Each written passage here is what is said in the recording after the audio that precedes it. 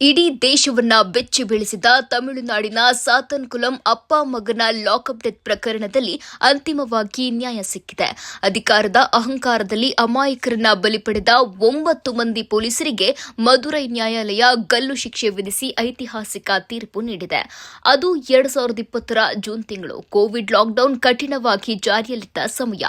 ಕೇವಲ 15 ನಿಮಿಷ ತಡವಾಗಿ ಮೊಬೈಲ್ ಅಂಗಡಿ ಮುಚ್ಚಿದರೆಂಬ ಕ್ಷುಲ್ಲಕ ಕಾರಣಕ್ಕೆ ಜಯರಾಜ್ ಮತ್ತು ಅವರ ಮಗ ಬಿನಿಕ್ಸ್ ರನ್ನ ಪೊಲೀಸರು ವಶಕ್ಕೆ ಪಡೆದಿದ್ರು. ಆದ್ರೆ ಅಂದು ರಾತ್ರಿ ಆ ಪೊಲೀಸ್ ಠಾಣೆಯಲ್ಲಿ ನಡೆದಿದ್ದು ಮಾತ್ರ ಮನುಕುಲವೇ ತಲೆ ತಗ್ಗಿಸುವಂತಹ ಅಮಾನವೀಯ ಚಿತ್ರಹಿಂಸೆ.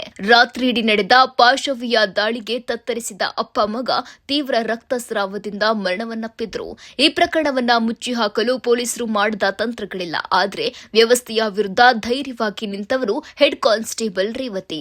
ಠಾಣೆಯ ಗೋಡೆಗಳ ಮೇಲೆ ಹರಿದಿದ್ದ ರಕ್ತದ ಕಲೆಗಳ ಬಗ್ಗೆ ರೇವತಿ ನೀಡಿದ ಸಾಕ್ಷ್ಯ ಮತ್ತು ಫಾರೆನ್ಸಿಕ್ ವರದಿಗಳು ಹಂತಕ ಪೊಲೀಸರ ಮುಖವಾಡವನ್ನ ಕಳಚಿದ್ವು. ರಕ್ಷಕರೇ ಭಕ್ಷಕರಾದ ಕರಾಳ ಸತ್ಯ ಬಯಲಾಯಿತು. ಪ್ರಕರಣದ ತೀವ್ರತೆಯನ್ನ ಗಮನಿಸಿದ ನ್ಯಾಯಾಧೀಶ ಜಿ ಮುತ್ತುಕುಮಾರನ್ ಅವರು ಇದೊಂದು ಅಪರೂಪದಲ್ಲಿ ಅಪರೂಪದ ಪ್ರಕರಣ ಎಂದು ಬಣ್ಣಿಸಿದ್ದಾರೆ.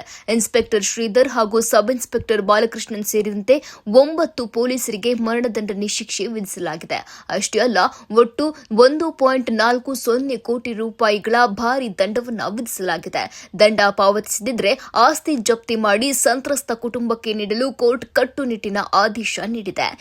ಎಲ್ಲಿ ಅಧಿಕಾರವಿರುತ್ತದೆಯೋ ಅಲ್ಲಿ ಜವಾಬ್ದಾರಿಯೂ ಇರಬೇಕು ಎಂಬ ಕೋರ್ಟ್ನ ಈ ಮಾತು ಇಡೀ ಪೊಲೀಸ್ ವ್ಯವಸ್ಥೆಗೆ ಎಚ್ಚರಿಕೆಯ ಗಂಟೆಯಾಗಿದೆ. ಕಳೆದು ಹೋದ ಪ್ರಾಣಗಳು ಮರಳಿ ಬರೋದಿಲ್ಲ, ಆದರೆ ಕಾನೂನಿನ ಮೇಲೆ ಜನರಿಟ್ಟಿದ್ದ ನಂಬಿಕೆ ಗೆದ್ದಿದೆ.